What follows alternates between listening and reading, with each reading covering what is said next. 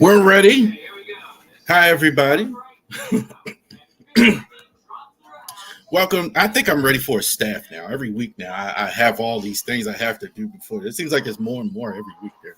Thank you very much for joining us this week on the Ravery Sports Podcast. Like and subscribe to all of our social media content. So, thank you very much for joining us here this week. We appreciate it. Thank you. We're getting a lot of views, a lot more than we used to have. So we appreciate that. A lot of people complaining about the videos and saying I stuck. So that only means you're watching. So thank you very much for that. So let's go ahead and get this squared away. Get the box and show headlines here. All right. So thank you. Harris Legal Shield in Winchester, Virginia. So definitely too, if you are looking for some legal shield, I've definitely lately had some legal things to take care of, legal issues in my business and my life in general. And let me tell you something, picking up the phone, I just did today for a legal contract. Use your legal shield for any legal matter. You will save yourself a lot of time, money, energy, etc. It's a tremendous resource for you. To go ahead and get that squared away. So definitely, if you haven't already, definitely check out Legal Shield as we go. RaverySports.company.site. Definitely. Ravery Sports, if you're looking for Orioles, Ravens, merchandise, you're going to definitely check that out. If you are looking for it, you can go right on the website. You buy your new Lamar jersey. We have a deal now with Fanatics. There's Fanatics links. If you want the brand new Malachi Starks jersey, the gold jerseys, all the type of stuff that we have. So we have more and more stuff for you on the site. So in all the links, we'll go ahead and check out every Saturday on Sunday, especially on Twitter. You see links for the Fanatics as well, as long as the Ravery Sports. Genesis Notary Services, for those of you in the Shenandoah Valley, this week had Genesis Notary Services work to do last night, which is why I wasn't on the Driving to the Top. So again, busy with that as well. So thank you, all of you out there for watching. More of you are watching, and we appreciate it as well. We're here in July. We're getting through the summer here, through our baseball season. And now, as we're almost ready for football here, Hall of Fame game here pretty soon, the rookies have already went to camp. So this is pretty much our very last, what I call off-season video here this week when we talk about Ravens. So this is pretty much the last one when we talk about the season, because the rookies are now at camp. Next week, we're going to have vets. We're going to do our state of the franchise. So we're going to talk about the state of the Ravens, kind of like the president, the State of the Union, but we start the football season. We're going to start the state of the franchise. After that, we're going to have training camp reports, and we'll be talking about games, regular season. So after that, so we're ready for the season to start. But let's look at one more thing here in the offseason as well. This is the Ravens on the hot seat. So who's under pressure? Obviously, as adults, we have pressure, right? We go to work every day. We pay bills. Well, some of us pay bills. Some of us help, or whatever we do. We raise children, whatever. The hot seat. In football, there's pressure all the time. Football, more than any other sport, as far as contract, as far as money, they don't make as much money because there's more players on the team, and the contracts are guaranteed because of the violent nature. So there's pressure. And so who is under the most pressure to perform? Now, pressure could be in terms of skill level, losing your job, whatever, getting fired. Who has heat on them throughout this season? Who has heat right at the start? Last year we did this where some guys were on the hot, now they're colder, whatever, etc. So we're going to look at guys who is under the most pressure, who is on the hot seat. I will say one that's not there is John Harbaugh. John Harbaugh was definitely on the hot seat last year. I think he survives no matter what. This year, he might retire. So let's look at the hot seat this year. Now, we can't start with hot. We're going to start with cold. Who is on the team and it's cold? So what does that mean? I didn't include rookies on here. I generally don't. It's too hard to quantify. So Malachi Starks, Mike Green, who isn't signed, by the way, who's still that's a whole nother issue. But a lot of these guys, obviously, if you're a lower pick, you get more room to go. If you're a higher pick, rather, you kind of get more room to grow. You're really not under a lot of pressure. Obviously, there's a lot of pressure if you're a low pick, but there's no real expectation of it. So I didn't include any rookies on here. So the veteran group, who is on the hot seat and who's cold? This is cold. So what is that? This is the core of the team. These are the leaders. These are the guys that are building around your football team as far as that. Obviously, our fearless leader, Lamar Jackson, is at 1. Obviously, nothing's going to happen. Lamar's going to get a huge extension. Kyle Hamilton, I think, is 2. Kyle's going to get an extension. I think they're going to maybe working that out right now as well. We'll see. Tyler Linderbaum, I think, is there as well. Not quite an extension. I think he's going to get one.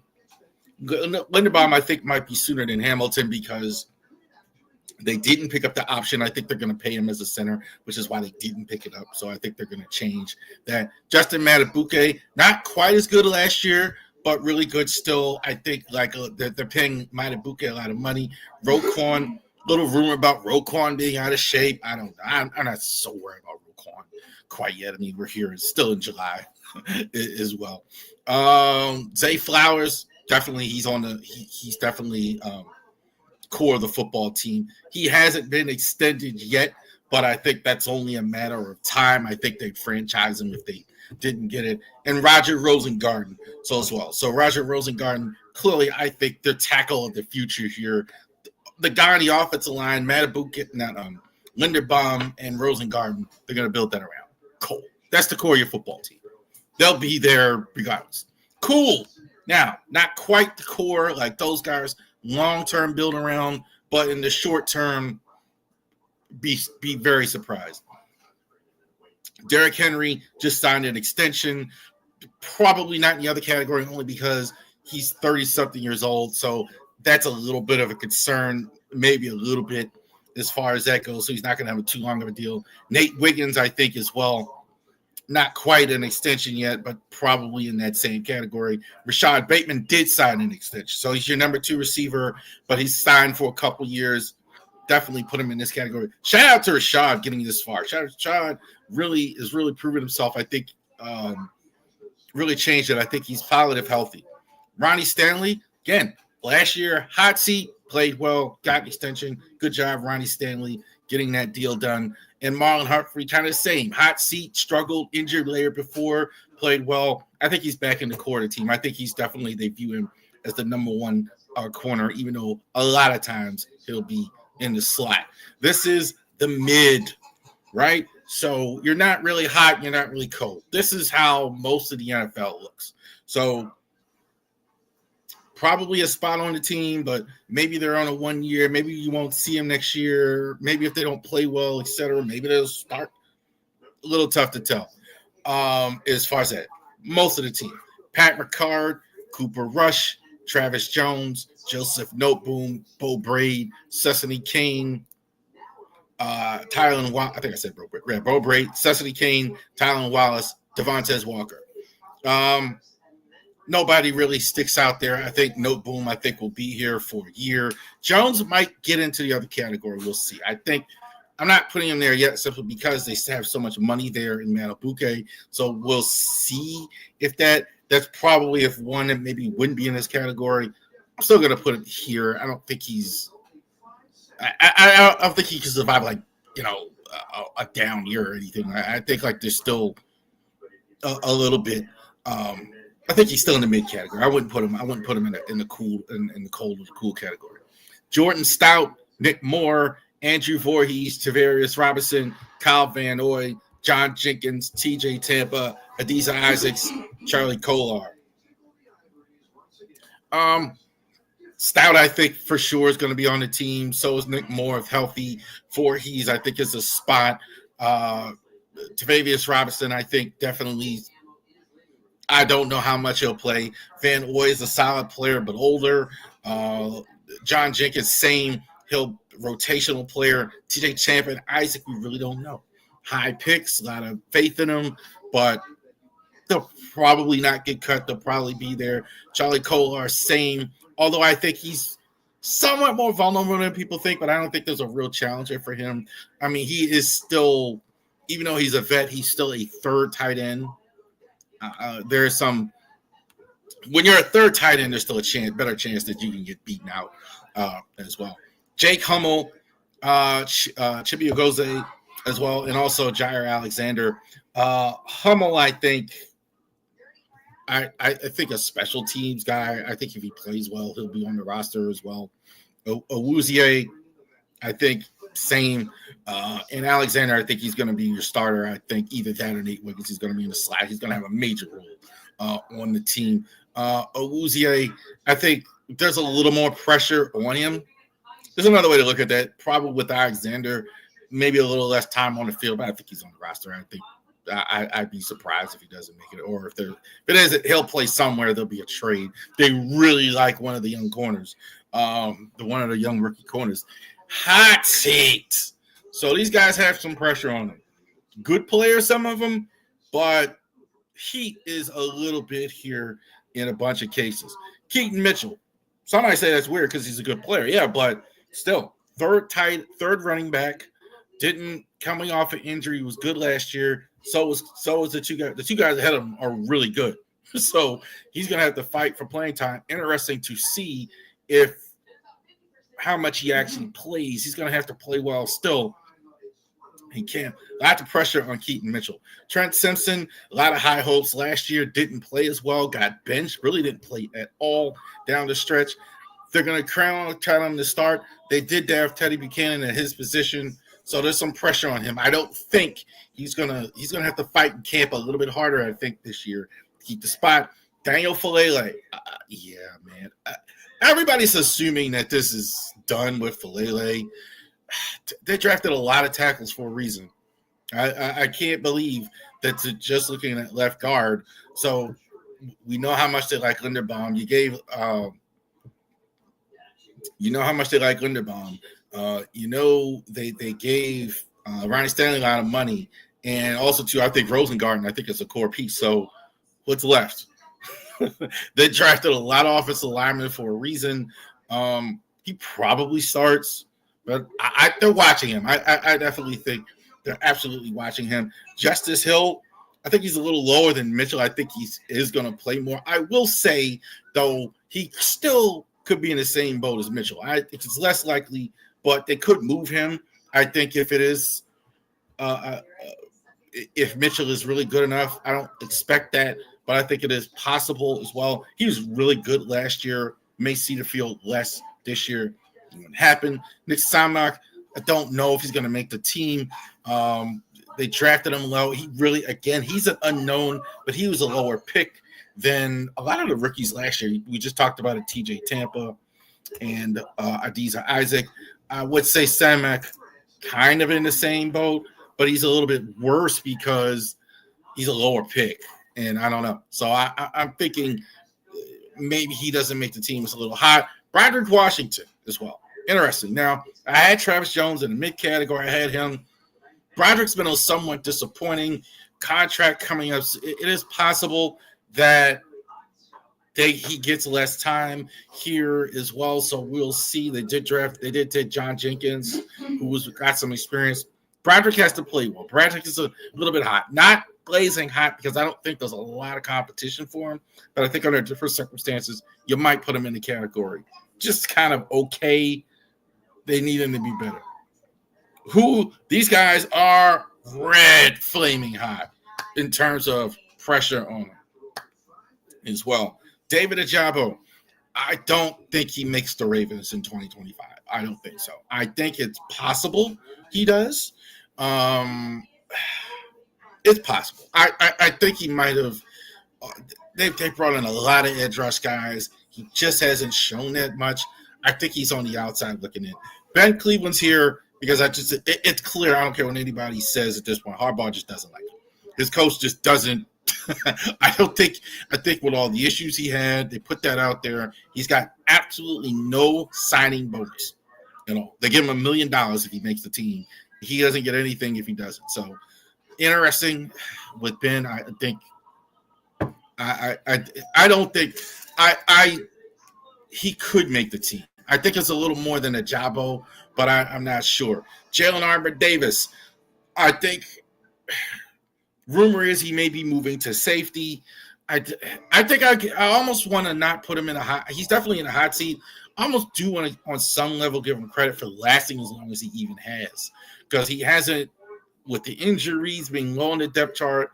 It seems like every time you kind of wash your hands with him, he plays well. So he may be moving to safety, especially with the injury to Darius. We'll see about that as well. And the last two, Mark Andrews, Isaiah Likely. Surely they're on the team. Andrews, in part, I think it's a little more obvious. He's older, and he had the drop pass in the playoff game as well. So, and he doesn't have a contract for next year. So I think that's obvious. I don't know if they're in the pressure as far as getting cut, but there's definitely a lot of heat on Mark Andrews as well. Isaiah Likely does too. I think everybody's assuming that this is going to go, but Isaiah Likely is playing for a contract. Rumor is the Ravens have offered him a contract. We'll see about that, but he's certainly playing for a contract to him next year. Look, he's still hasn't been named starter, and he doesn't have a contract for next season. So there's a lot of pressure. He's got to maintain what he's been doing. You know what I'm saying? So in order to get that money. So it'd be interesting to see if he can get a contract as well with the Ravens or somewhere else. Hot seat. There you go. So there it is. Ravens on the hot seat. Interesting to see how this goes. I think Ojabo is really on borrowed time. Robert was really in a tough spot. Ben Cleveland really in a tough spot. Armour-Davis really in a tough spot. We'll see how this shakes out with the tight ends. A lot of pressure on him. Broderick as well. I do think Roger Rosengart, core of your team. No way they're letting Rosengart go. He's going to be the guy once Stanley's gone that's going to lead them. I think at some point they may put him at right tackle. They might put him at left tackle to go ahead and cover Lamar Jackson as well, who also may have a contract negotiation coming up soon. All right. We got that. All right. So next topic. So we're going to stay with the NFL, and let's go ahead. We're doing our top 10 lists. We've been doing them all off season, and we're going to go into next season. Go ahead with who are the top 10 guys in the NFL as far as each position on the field. And this week we're going to continue with the big guys, the offensive line. So who are the top 10 guys on the offensive line? And you talk about the NFL. Who are the 10 best offensive linemen in the NFL? Some change as well. We're going to see some different faces. Some faces that have been there for a while, but some that are in different places as well. So some that have been good in one place for a long time, and then some have been in different places as well. So we will go ahead and take a look at that. Number 10 for the Brownies, Cleveland Browns, Joe Beninado, Batanio. One of these years, I'm gonna say it right. I'm gonna say his name right. And I say the same thing. He's an outstanding offensive lineman. I mean, this guy is tough, definitely good in pass protection.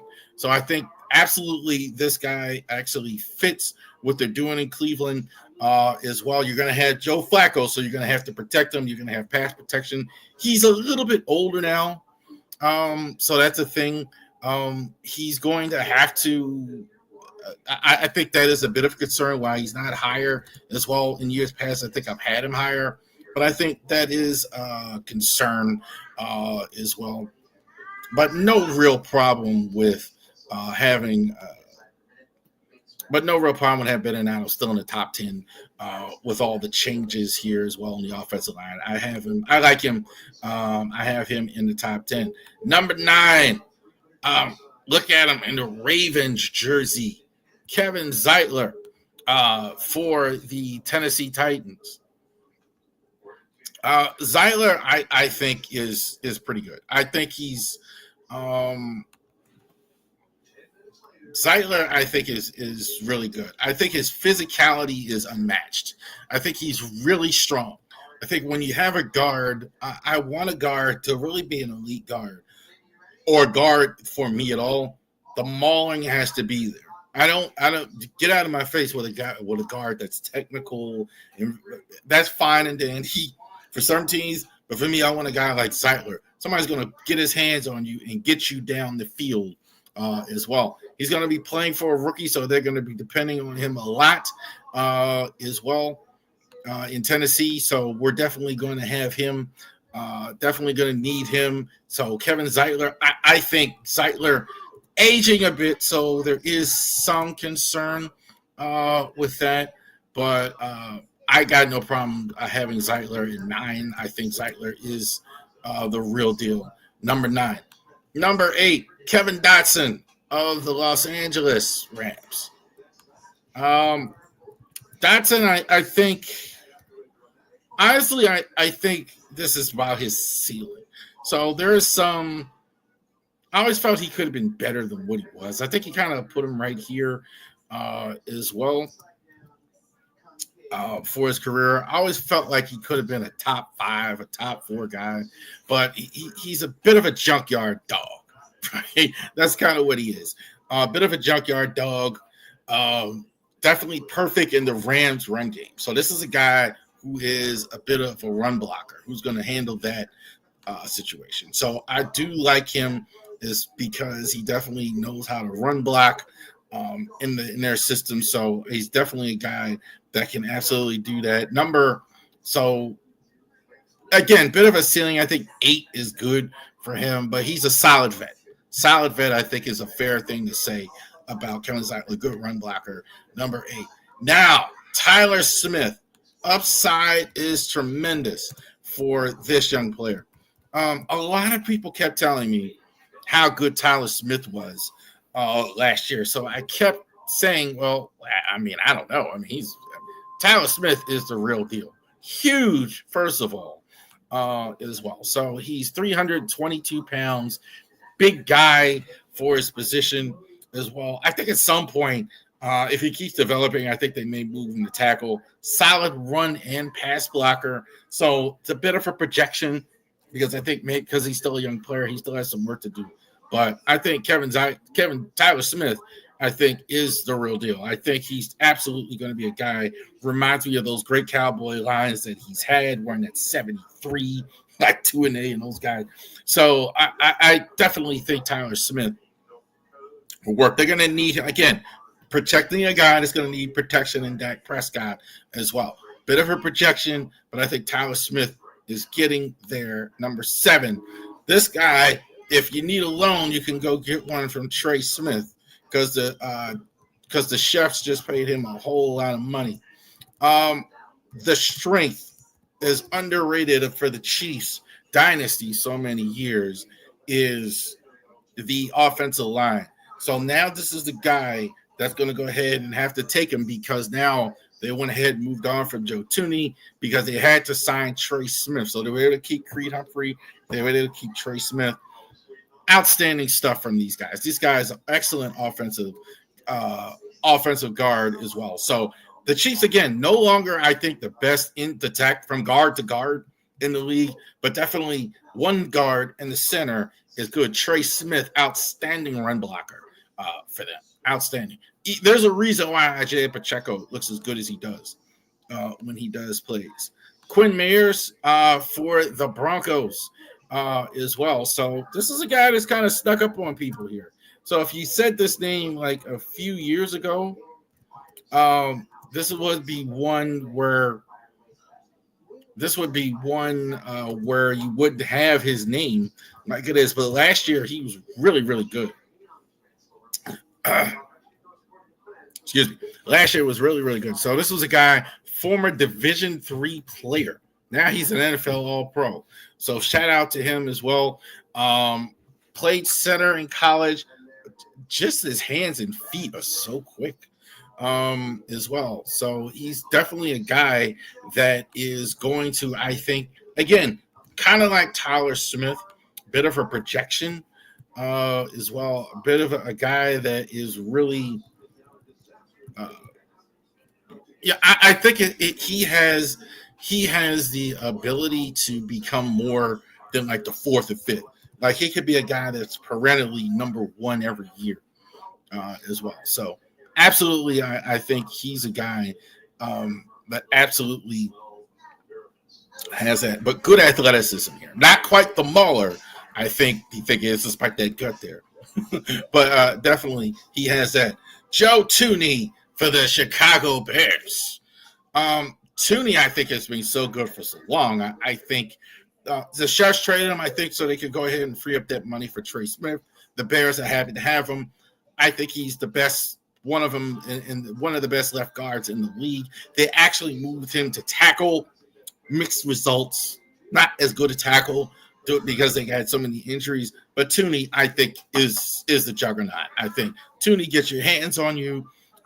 Definitely, he's a very well-rounded guard. Definitely has hands. Definitely has maul. Definitely has pass and run block as well. He's a good pass blocker. That's why they put him in tackle. He can play outstanding stuff from Thuney. Getting older as well. So that's another reason. He's in his 30s. Now guards can be a little bit older. Guards are not like running backs necessarily or wide receivers were like the 31, 32. They could be 34, 35. That's fine. But I definitely think Thuney still, I'm putting him in the top 4. Quinyon Nelson, I think, is fantastic. Has been fantastic. I think he's a bit underrated because he's in Indianapolis as well. Certainly one of the best college. Every time I see Quinyon, I think about how good he was at Notre Dame in college as well. Outstanding in the pros. The only thing with him, I think he's had some injuries, but he's been terrific.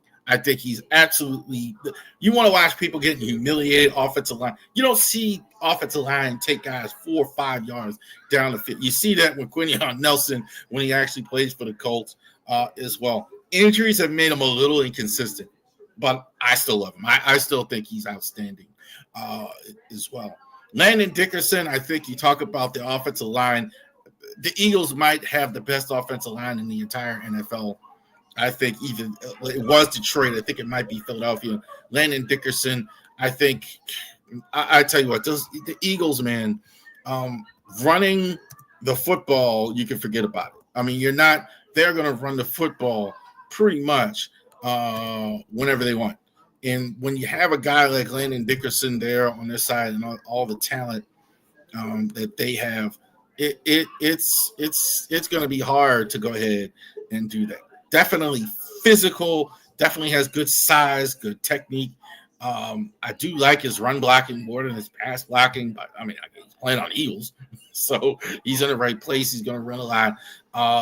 I think he's outstanding as well. But Chris Lindstrom of the Atlanta Falcons is number 1. I think he's very complete in all areas. When you get the number 1 guy, Chris Lindstrom, I think of all the guys on this list, it doesn't matter what the scheme is. It doesn't matter which team he's on. He's going to be solid no matter where he goes. It feels like he's almost being wasted in Atlanta as well because this guy never needs help very good leader of the line, very good line with the line calls and everything like that.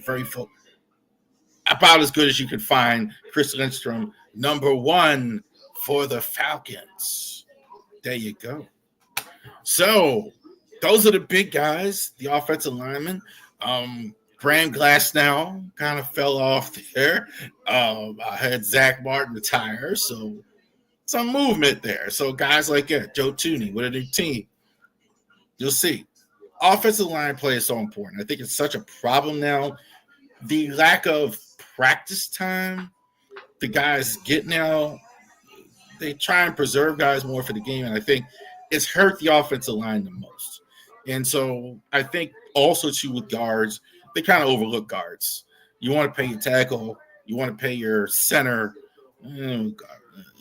These guys are not that. None of those guys on this list. These guys are premium, solid NFL players as well. So just keep that in mind as well with these guards. The best offensive linemen in the NFL, the best guards. So there you go.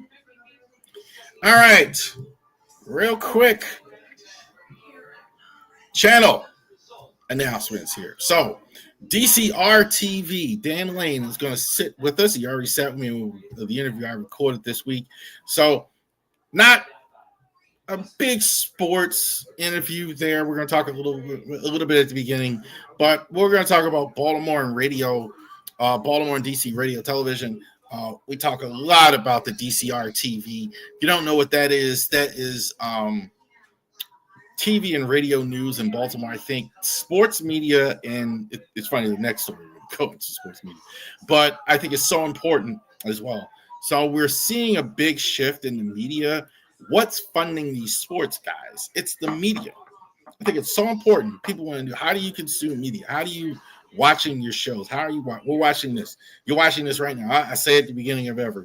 You're watching this on YouTube. You're watching this on X. You're watching this on Rumble. You're watching this on Twitch. You're listening to this on Spotify. There's multiple platforms out there. There's other television. There's a lot of stuff happening right now. So DCR TV keeps you up on the news, who's getting hired in Baltimore radio, TV, and the media, and all that other stuff. So I think it's a great thing. Definitely check it out. I'm gonna go ahead and there's definitely, if you check out the channel, there's a link to it. But Dan Lane does an outstanding job. Great conversation. Next week, also to hopefully, fingers crossed, this next guest we're gonna have, you're gonna love. Like, he's a hilarious guy. We're gonna be talking about a sport we don't usually talk about here. That's coming. Ooh, something's in my eye there as well. Okay. Have to remind one more time. FS1. So how to lead into that though?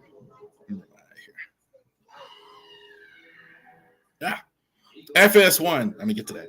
So is going on. So Fox Sports 1 has another shakeup. It seems like, you know what? Hold on a second. Oof. All right. All right. Now we're going to start talking. FS1 shakeup. So this week, the Fox Sports 1 had 3 shows that went off the air. So goodbye to Breakfast Ball, their morning show, and then not Cowherd. They're keeping Colin Cowherd. Obviously, he's the number one guy. They're keeping First Things First. I think Nick Wright, is second. I think, or first, depending on what that is. So those are staying, but they're getting rid of Speak, which used to be Speak for Yourself, is gone, and the facility, the only pretty much known for Mayo Acho and the other show that replaced Undisputed at the 10 o'clock spot on the network. Okay, so seems like we've had this conversation, haven't we? Like a couple summers ago. Let's go to the shows first. Let's talk about that first. There were obviously, everywhere I saw, everybody talked about Joy Taylor.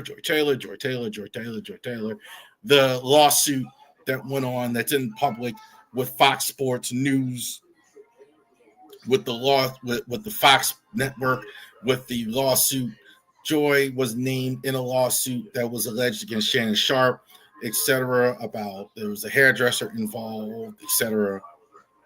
I'm not going to go into all that, but little bad karma there as well. So her name was named in it. Emmanuel Acho's name was named in it. Skip Bayless' name was named in the lawsuit as well. Shannon is right now in court right now, even though he's no longer there, fighting with this lawsuit and all that other stuff, etc. So that's I want to mention obviously the guy who was the head of FS1, Charlie Dixon, again alleged that he had a romantic relationship with Joy Taylor, who was this influencer, much younger. Joy is 39, 40 or whatever it is, and Charlie's in his 50s or whatever. I think a lot of that stigma was there. A lot of that was there. A lot of that was a part of why these guys were let go. Just a part. I think it's a little bit more over dramatized, but I think with the lawsuit and all that other stuff hanging out and all that, and we don't need that. We don't need that. I say that was a part. I think that didn't help matters. The bigger part is nobody watched the shows. I said this last year when it went on. I was like, I'm the person in this particular case that you should be wanting to watch your shows. Me in particular, like a lot of cases, I like other shows, drama shows, whatever, music. I'm not the demographic for it, but I certainly am for a FS1 sports show. Demographic, middle-aged guy from wherever, U.S. Those shows, and they just didn't have it. Carton, I think, is a good New York radio guy.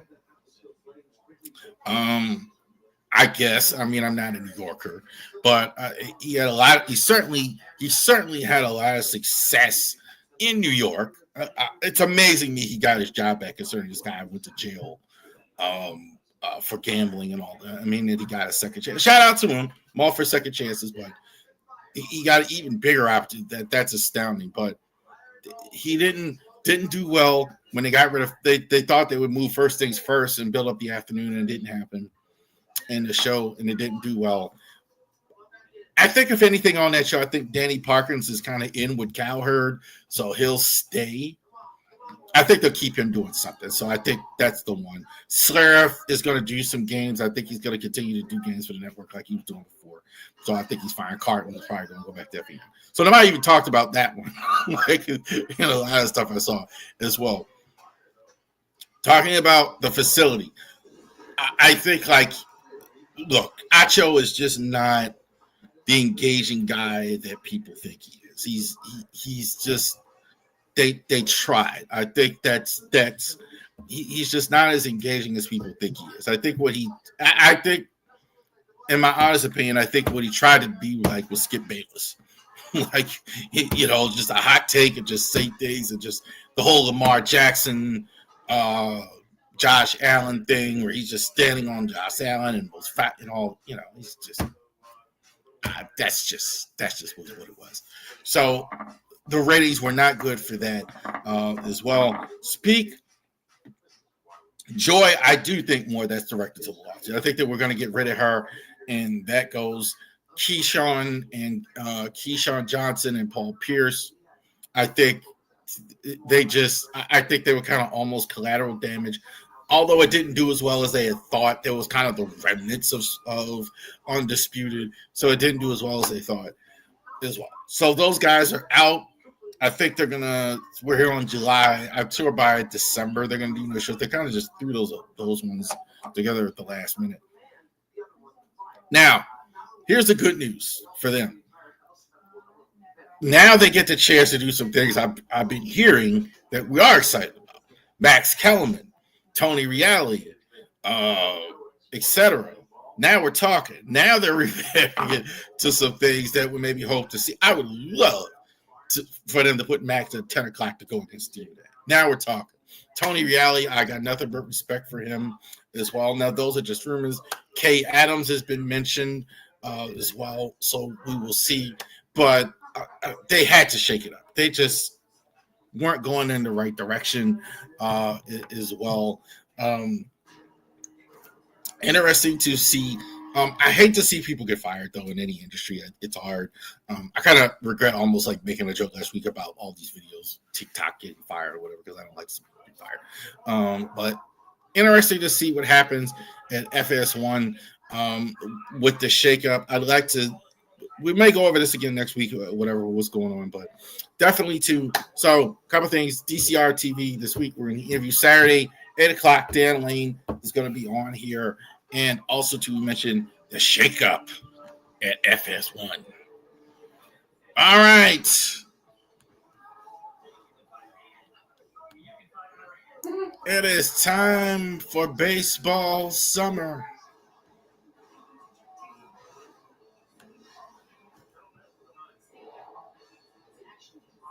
Oh, put me in cold. I'm ready to play today. All right. So it is time for baseball summer. We just had an MLB draft.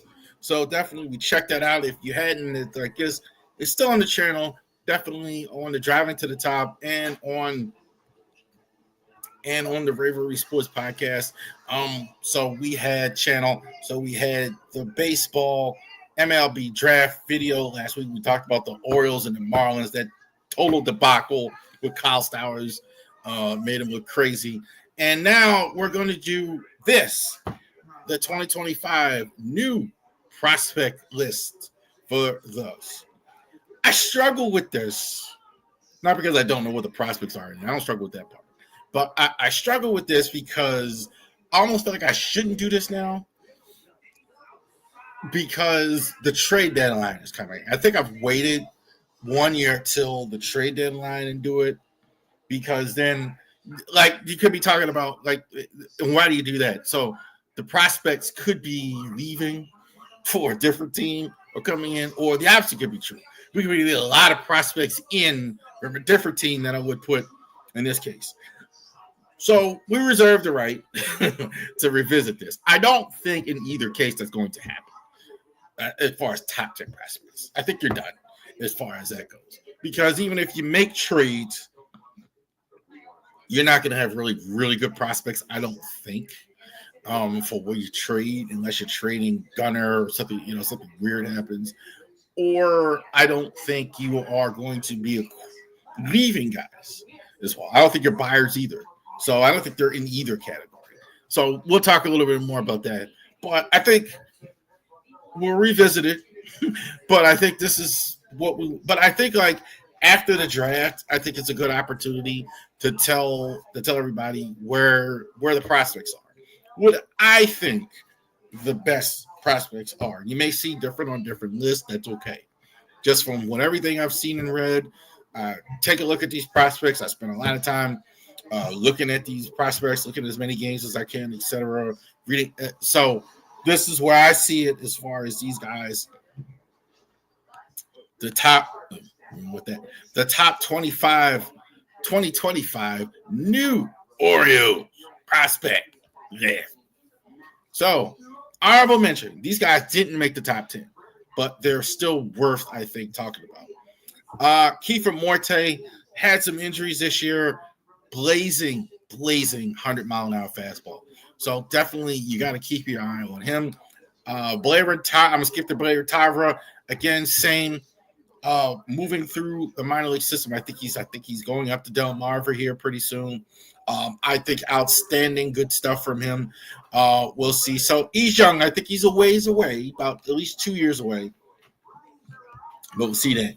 Creed Williams is very interesting now after the draft. Could they be trading him away because of all the catchers that they have?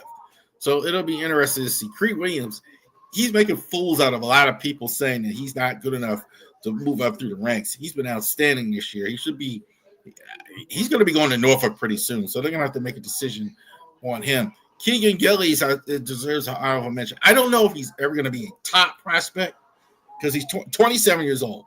So why is he there? He's been outstanding in Bowie, and he has really played well. And got the last out of the Futures game as well, caught by Enrique Bradfield, right? So he's in. I think we could see him this year. I don't think he's going to be. I think if he's good in Norfolk, Continues to be good in Norfolk. I think they're going to give him there a month, and I think you could see him in Baltimore. He's been that good in the minors this year. Braxton Bragg, I think you could argue he's been their best starter in all the minor league system as well. Bragg's still not heavy on the pitching. I think that's a little bit of a concern. So Bragg is definitely getting that. Some would say he's going to get some time this year. I don't know about that. But I think definitely by next year, you could see him. And Caden Bodine, I think, was the best pure catcher in the draft. I think pure, when I mean pure, I mean backstop. I mean defensively, he was, I thought, the best defensive catcher in the draft. A solid hitter. I don't know if he's going to hit for power. He certainly hit for average. He was a leadoff guy. He has good speed for a catcher. All the tools are there except for really hitting for power, which we will see if he can develop as well. He didn't really do that at Coastal Carolina. But the best player on Coastal Carolina team and certainly was picked. Problem is, how many catchers do you have? That's the thing. But Bodine is fantastic. Top 10. Who's in the top 10 prospect list? Vance Honeycutt. Yeah, I had to drop Vance Honeycutt. I'm still not out. I'm not out on Honeycutt yet, but he hasn't hit well. His numbers, it's worse every time I see him. There's a lot of strikeout, great defensively and all that, but some home runs, but not exactly. We're hoping that he may be trending towards Bowie by now, and he really hasn't played that well. I think he'll get to Bowie probably next year, but still a little bit more seasoning. Patrick Riley, I think, is really good as well. Again, more buzz for him about some of these pitches. Again, next year, I don't think any of these guys really see significant time. Next year, throws the ball hard, had some injuries as well. So we'll see 23 years old. Throws the ball hard. Steven Martinez, long-term prospect, very, very young, 17 years old. So he's a ways away. But definitely so far, all the accolades, definitely doing everything very well in Florida Gulf Coast League, which we're going to talk about here on the channel as well. But yeah, definitely a guy, long-term view as well. So this is exactly what Mike Elias wants. This is exactly what Mike Elias wants. Like that international scouting, he's definitely that. Owima Aloy from Arkansas. So this guy was the best player in college baseball, Golden Spikes player. They were absolutely pitching around him in the College World Series. No question about it. There were so many good shortstops in this draft. Absolutely, he was in that category. Kind of got overshadowed by the really good high school players. That doesn't deter me on his ability at all. Hits for power, hits for all fields, hits for average. This is a steal getting him where they got him. But again, where you play him, like where some of these guys are blocked. So the position, I could see him moving to an outfield position or a third base. He's got that type of athletic ability. Michael Ferret, I think I'll have him as the highest pitcher in the Orioles organization. Ferret, I think, has been very good at all levels. I think he's probably, if there is one where you see him this year, this is probably the guy. I don't think that will happen, in part because they don't like to rush prospects, and also too, I think some of the guys are coming back, Bradish and all that, etc. You'll see him at some point. But Ferret, I think is definitely worth talking about in this year. He's outstanding. Griffo Farrell, again, a little better than Honeycutt, I think, in terms of that second and short. Again, kind of like a lot of what I said about that. Offensively hasn't gotten there as much as I had hoped, but still, I think a lot to be happy about. Very, very good defensively. Very good defensively. Griffo Farrell has been. Ike Irish. That's right. From Auburn. 21 years old. Good high school player. Good college player at the University of Auburn. I don't have him as a pure catcher. I think like he started the year as a catcher. He played outfield. I think the Orioles are going to do that. With all the catchers they have, and this guy has outfield ability, I don't I don't think they're going to go ahead and put him in the out. I don't think they're going to put him in catch. We might see him catch. We'll see. But I think they're going to leave him in the outfield and definitely maintain his outstanding quick bat and power that he has. Hand speed for this kid is terrific. Moved up draft boards really quick late in the draft. Dylan Beavers, I think, is going to be, should already be in, I think, in Baltimore, but he's definitely been blocked as well in right field. Enrique Bradfield, we know, center fielder and winner. I think he could be the starting center fielder as early as 2026. One they actually move on from Cedric Mullins. One of the other outfielders, I think it definitely could be Bradfield's job next season. And, of course, we're all waiting on Sam Basayo, who is killing the game in Norfolk. Not a lot to say because we all know how good Sam Basayo is. He's still number one. There you go. All right. So those are the prospects as well. The top 10 prospects now in the Orioles system after the draft. Again, we reserve the right to look at it here in the next few weeks, and we'll take a look at it. All right. So we had a trade this week. Garrett Northrum was recalled from AAA Northrop, and a 2025 pick was acquired from the Tampa Bay Rays in exchange for Brian Baker, who would always become the setup guy for the Orioles. Orioles has selected David Benatos from AAA. Brian Baker's gone, so Brian Baker is now pitching. We're going to see him soon playing for the Rays as well. They wanted that draft pick. I think that was more of it than anything else. Baker was not a guy that had long-term plans for as good as he was this year. The Rays actually know how to use a guy like that. I think that was more. I think they may sell. I think they're probably more sellers than buyers, but I think that they may have done. That's one they may have done anyway without that. So we'll see about that.